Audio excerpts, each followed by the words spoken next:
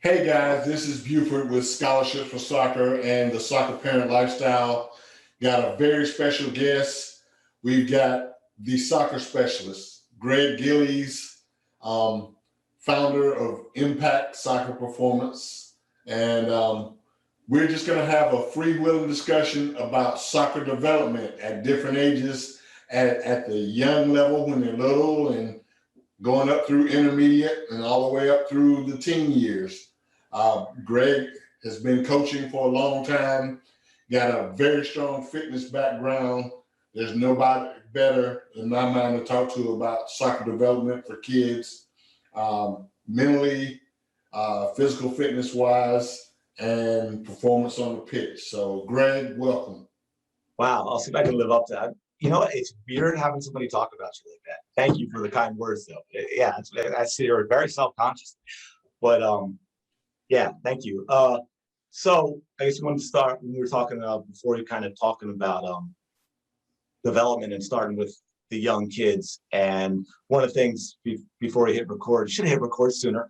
But well, first I want to point out, I'm not sure exactly how orange Buford's shirt is, but I'm going to go with orange and just imagine that I'm getting him to love the Dutch style and idea of total football. Okay, because that's why my shirt's orange. For those who don't know, that's why the soccer specialist stuff's orange.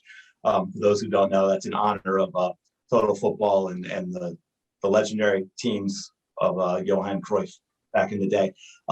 So one of the things we were talking about, and for those of you who know who I am, know I talk about this a lot, but I think it's so important with development is at the higher levels. And obviously, when we say the higher levels and we're talking about problems with U.S. soccer, we're talking about the men. I won't go as long as I did in my rant to Buford about this, but look, if we don't make changes, these problems are going to be with the women too soon. So don't think that the women are exempt from all of this, okay? Because the rest of the world's starting to love the game and they're catching up on the women's side. Spain has come so far in such a short time, like 20,000 female soccer players, I think, in Spain. But anyway, one of the biggest problems you see at the highest levels of that is players are not comfortable enough with the ball in order to succeed. When they get under pressure, turnovers happen all too frequently, all too easily. Passes become inaccurate. We just kick the ball. And all of that is because we don't get them comfortable with the ball at the youngest stages. We start off right away with the team game. We want 6, 7, 8, 9-year-olds to look like adults. They're not mini adults. They don't learn like adults. They don't process information like adults. And we try and get them to play 1-touch, 2-touch possession soccer. And so what happens is they never get comfortable with the ball at their feet. And so at the higher levels, that catches up with them because all of a sudden, if they get under pressure, what happens? They lose the ball, right? Or they just kick it. They just get rid of it. Or even if they try and pass, it becomes an inaccurate pass because we don't let them get comfortable with the ball at their feet. We do too much of the team game. And if you're not comfortable with the ball, you're not going to be able to pass well, right? I mean, does that make sense? Sort of what we've been talking about, And to go with a more American sport, we'll look at basketball and people like Magic Johnson and others have said this too, but it always stood out with me for Magic Johnson. Obviously, he was a point guard, he's a wizard with the basketball, and he talked about as a kid growing up, the basketball was always in his hands, right? He dribbled the basketball everywhere. He slept with the basketball, okay? I don't think he necessarily needed to do that, but the point is it became a part of him. He did not have to think when he was dribbling. He did not have to look at the ball when he was dribbling, and he never felt pressured because he was so comfortable with the ball. We need to develop that in the sport of soccer. We talk about kick and chase a lot, and we do that too much, obviously, but I think also one of the things you see with what looks like kick and chase is simply more kick. And what I mean by that is players who they're not comfortable with the ball at their feet. They're not comfortable with the ball under pressure. So all they know is 1 and 2 touch. So if they feel pressure coming, maybe they're not in a position to play 1 or 2 touch, but they're uncomfortable with the ball at their feet, so they do it anyway. And that means they're just kicking, right? If you can't play 1 touch, if you're in a situation where the ball's coming and you don't have a 1-touch option, maybe because of the way the ball's coming at you, or you simply don't have a teammate who's open, but you play 1 touch anyway, well, what is that? That's just kicking, right? And unless you want to jump in, if you want to jump in, I could probably continue. But I was just going to go back to what we were talking about in terms of learning the game. And you think that the two most difficult parts of the game to master, okay, not is 1v1 play, right? That having the ball at your feet, having the ball under pressure. I say 1v1, but also simply just being comfortable enough with the ball at your feet. When I say 1v1, let me back up. So when I say 1v1, I don't even necessarily mean the 1v1 a lot of people think of when you go at a defender and you beat them with a fancy move and you get completely by. It could simply be being under pressure from defenders, not having a 1 or 2 touch option, keeping the ball and finding a way to spin out of that pressure just enough to find a passing option, right? It doesn't necessarily mean dribbling past everybody when I say 1v1 play, right? And I think an example of that is a lot of times, let's say you see a fullback under pressure in his own end and he can't get rid of the ball. So he has to keep it. He has to, whether it's shielding, it's turning away, whatever. He has to keep it long enough under that pressure to find a passing option.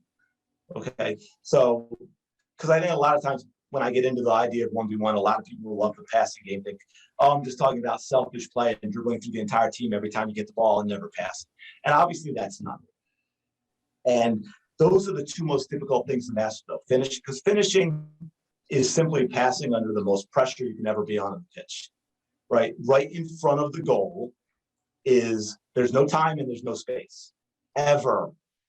Okay, so if you can finish, that's simply passing under the most pressurized situation you can have, right? So if a player can finish, they can pass. Name any great finisher in the sport, I guarantee you they're a phenomenal passer. Okay, any great 1v1 player can play 1-2 touch. Okay, so forget about having them do that at the young ages. Let's work to having them do that when they're a little older. And I guarantee you it's going to look better. They're going to be better at it simply because they mastered the ball. Okay. And one last thing before I let you jump in that we talked about too is we should do a lot more 1v1 and 2v2 at the younger ages.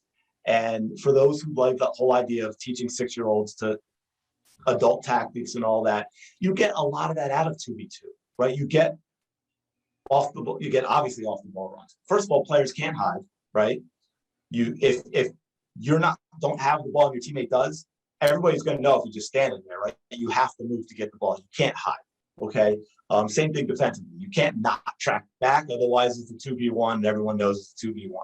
But you can make diagonal runs for straight passes. You can make the straight runs for diagonal passes. You can overlap the player with the ball. You can ask for the ball to drop back. I mean, you can play 1-2s. You can do takeovers, right?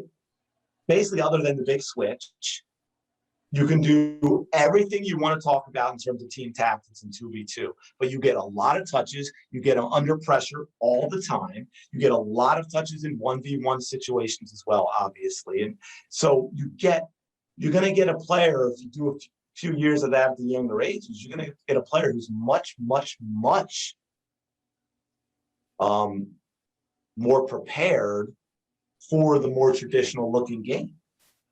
Because I guarantee you there's not a great 1v1 player out there who can't play 1 and 2 touch soccer, right? And yet, if they're under pressure, they're going to be able to keep the ball to find a teammate, right? Does that make sense? We can do this all night. All right. Well, let me ask you a question. What can we, as parents, let's say we've got a daughter or son that's 5 years old, and maybe they're playing in the league and their coach doesn't have that philosophy. So what can we do on our own to help? I think I know the answer is just get your lazy behind out in the backyard with your kids. Yeah, that helps. I mean, that is a tough situation. I think mentally, I think it requires conversations with your kid, obviously, in terms of their confidence and everything, because that's definitely a balancing act. If you get a coach that's constantly yelling about that stuff, because you still want to encourage it. You want to encourage. I mean, look, at the youngest ages, I really don't care about the time and place in terms of, someone asked me that recently about learning situationally when to go attack 1v1 and all that. And obviously that's important, but I'll go back to it's funny. And you've heard me talk about Andy Barney before, where I got a lot of these ideas when I was, starting out traditionally with, I'm going to take 7 and 8 year olds and, we're going to pass the ball around and space out and switch field and all that crazy nonsense that they don't understand. But, and Andy Barney actually did this to the extreme that all his players, no matter where they were on the pitch, right? So I'm talking about a center back who may be clearing the ball off his own line. They must perform one of the 1v1 moves they're taught before they're allowed to get rid of the ball. No matter whenever they receive the ball, no matter where they are, what the situation is, what kind of pressure they're under, they have to actually perform, scissors, step over, whatever the moves were. I think, and there's another thing too, and side note of mastery of the ball. Andy Barney used to teach, I think he had 12 core moves that he would teach. And I think he has that down to 6 now. In that, because he would say, look, much better to be super awesome at 2 than okay at 10 of the moves, right? I think, I want to say Ronaldinho, but I'm not sure. But I think it was that every time he would throw scissors, I think it was him. It could be another great one, Brazilian. But every time he would throw scissors, more than one, he always ended up going left. Always. Never went right. Yet he still beat defenders time and time again, right? Why? Because he was comfortable enough with the ball that if they cheated left, he would go right? But they wouldn't cheat because that's what would happen to them, right?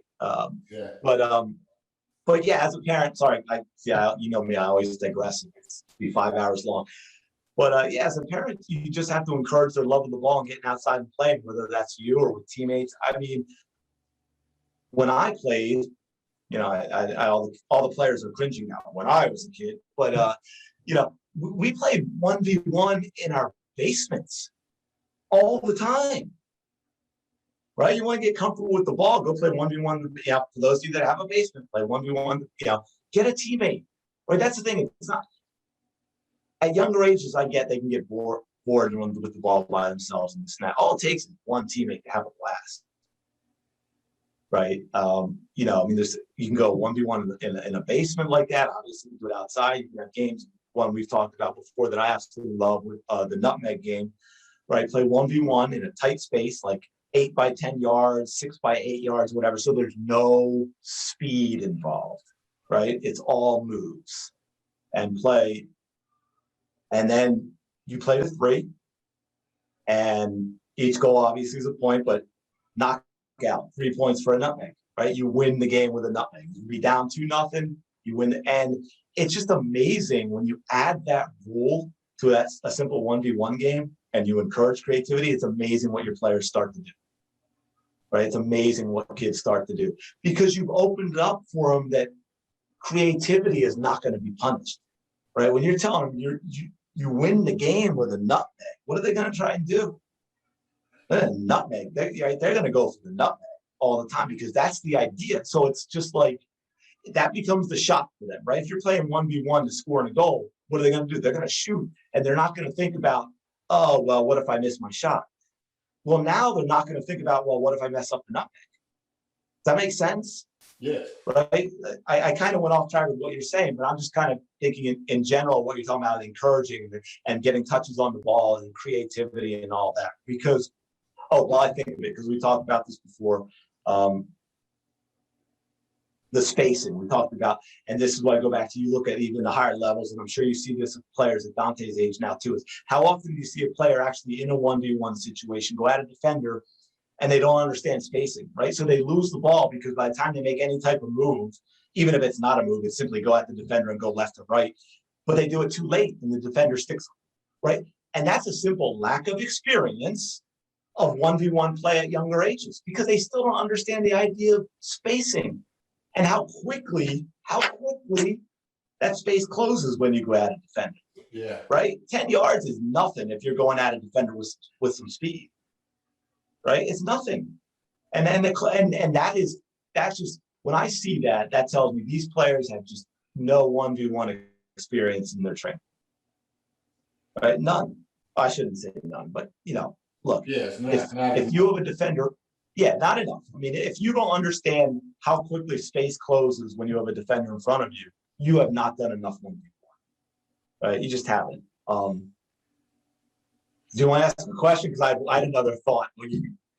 Go ahead. Go for it. Okay. No, I was just going to talk about going back to the whole idea of 1v1 playing the ball and finishing being the most difficult things to master.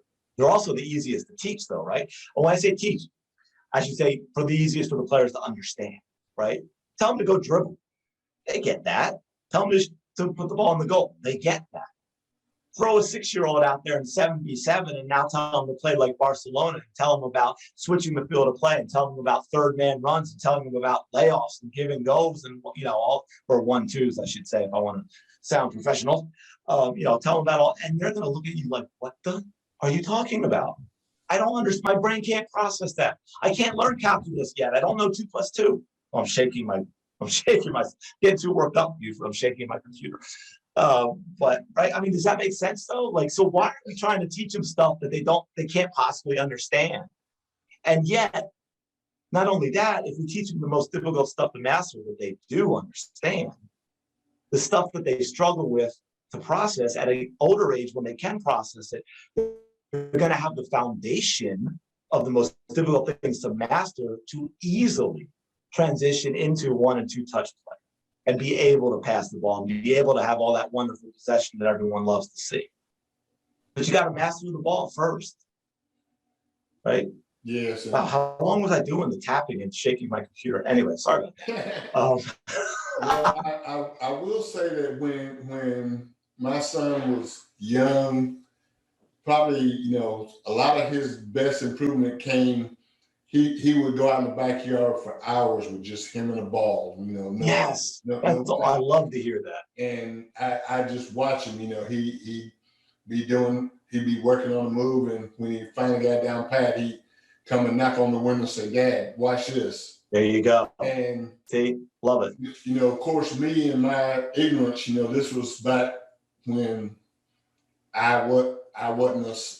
didn't know a whole lot about soccer, and that's right. I remember one time I told him, I was like, "Son, that's all great doing all this in the backyard, but in the game, that's not going to work." And I remember I told him that, and the very next day he went out and did it in a game.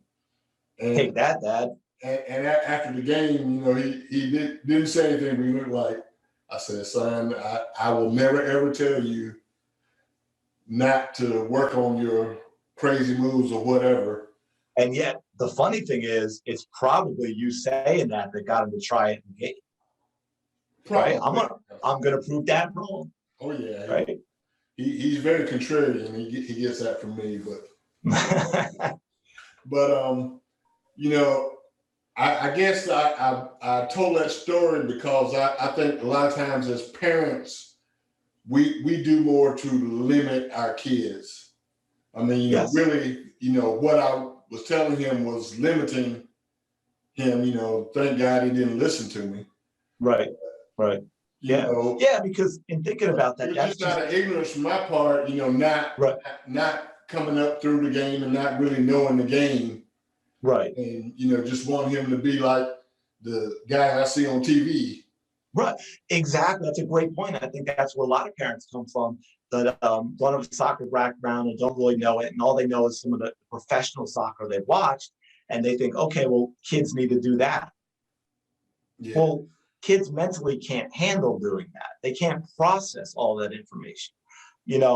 Parents who don't play, they ought to go out in 11v11, have the ball at their feet with the defender coming at them, and tell me how they're going to process the 22 moving players and the moving ball and see how good their decision making is, not to mention the technical ability to do those things. Right?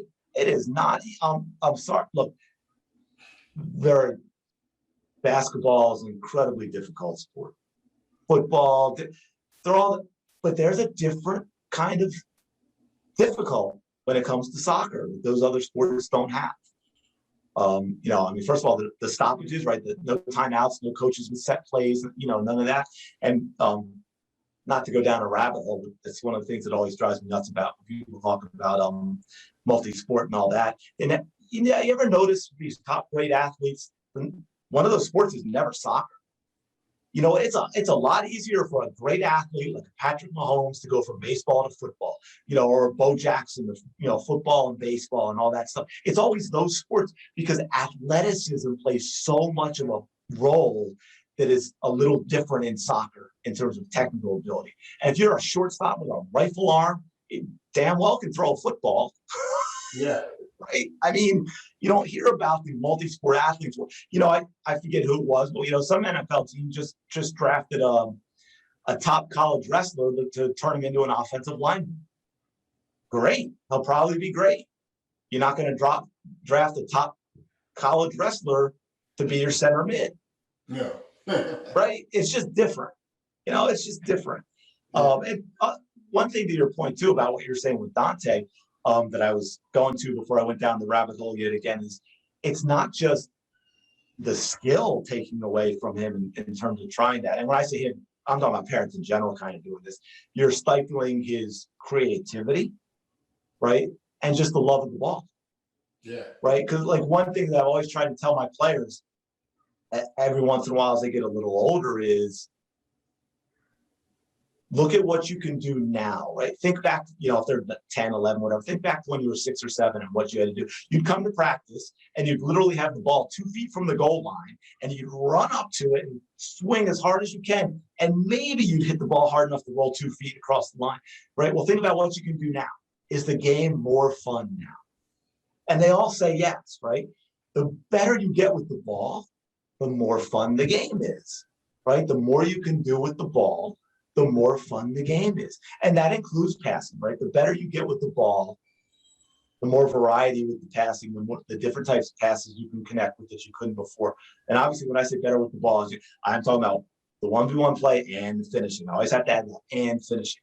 Because finishing is nothing more. If you can finish, you can pass, right? It's my whole point I can make. Finishing is nothing but difficult passing, right? So the better you get with the ball and finishing, the easier everything about the game is. Everything about the game, right? That's what people don't understand. When they get older, all that passing and possession you want to see, they're going to be a lot better at it, having gone through 1v1 play and finishing, because they're not going to feel the pressure. They're not going to just kick the ball away when they feel a little bit of pressure, right? They're going to, everything about the game is easier. They're going to have more time because they're more comfortable with the ball, right? I mean, does that make sense? Like everything is easier.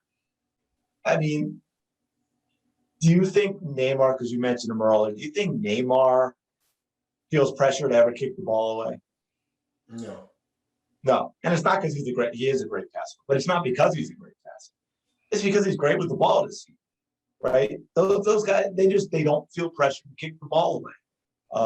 And for those on the women's side, and you've heard me mention her a million times, who I absolutely love to watch, is Tobin Heath. Yeah. Right? Tobin Heath is the same way on the women's side. She's fun, and she loves it, right? Speaking of nutmegs, Tobin Heath is the player that will walk around practice during water breaks and this and that and try and nutmeg anybody she comes across, right? That's what she does. And to the point, that's the other thing, though, at the higher level, when you do have those great 1v1 players, I'll tell you what, if you tell me that I just get to have Tobin Heath out wide in the offensive third X number of times in a game, and everything about my offense starts from there, and I don't get other opportunities, I'll take it. I'll take it, because guess what she does? Just her ability in her 1v1 game does what? It brings over a second defender.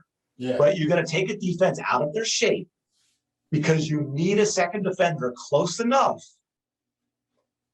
because one defender is not enough for Tobin. Right? It goes back to the saying, and I think it might have been Anthony Dorrance who said it, it should always take 2 defenders to take the ball away from one of us, which is another thing great 1v1 play does, right? As a team, I mentioned Spain back in the World Cup. Spain recently. This variation of Spain does not have that. They don't have a 1v1 player. They don't have a finisher. And so all that possession looks pretty they had, oh man, who was it against? I think it was their second game of the group stage for the Euro.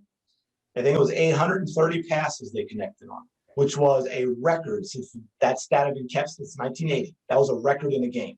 830 connected passes. Awesome, right? How many goals did Spain score? I don't remember. To use soccer terminology, nil. Nil, zero, zip, nada, zilch. A lot of good the 830 passes does. Yeah. And yeah, I don't care about all you out there saying, well, as long as they held the ball, no one else scored. Yeah, true, but come on, all great teams can defend. Don't give me that stuff. If you connect on 830 passes, you better score a goal or two. Otherwise, you're doing something wrong. And the thing Spain's doing wrong is they don't have a player who can break down the defense individually, right? So a defense never has to get pulled out of shape. If you've got a great disciplined defense, they'll let Spain go back and around and back and around, right? Now and I know people say, oh, that's not fair because they're 1 in a billion, but add a Neymar or Ronaldo, or a Messi to that Spain team, okay? Or a Sterling, right? I mean, it doesn't have to be, I'm thinking of the 1v1 players everybody knows, right? Add one of them, and it'll make a huge difference. One last thing goes back. We were talking about basketball, so I'll give this to basketball. Everybody in the NBA, right? Everybody in the NBA, they were all scorers at some point in their careers, right? Maybe not in the NBA, which is why you can see subs that can light it up with 30 or 40 one night. They just can't do it consistently at the highest level. But they're all scorers at some point, right? Well, it's kind of the same thing with soccer, right? You look at all those guys that you don't see. All the guys I shouldn't say all, but probably 99% of the professional players at the highest level, they were all, when they were younger, they were all smoking defenders 1v1, right? They might not be able to do it consistently at the highest level, but they all have that comfort level with the ball. Yeah. Right? That's why you can see defenders get out of pressure from defenders with the ball. I'm saying your fullbacks, center backs, which is why they can all get out of pressure. Heck, let's be honest. Fullbacks nowadays are offensive players converted to fullback, right? That's what fullbacks are. They're not defenders. They're offensive players in a so-called defensive position that are used to overload in the offensive third. I think the most famous to anybody listening is Crystal Dunn, right? But that's the modern game, right? The EPL, La Liga, they're all looking to put offensive players at fullback and then get them involved in the game, okay? Because of their offensive skill, right? Not because of their defensive skill. It's their ability with the ball. I don't know that anybody could actually follow how the way I bounce around. That's how my mind works. So I apologize for that. But I'm sure there was a question I think I might have answered there at some point, but I don't remember what it was.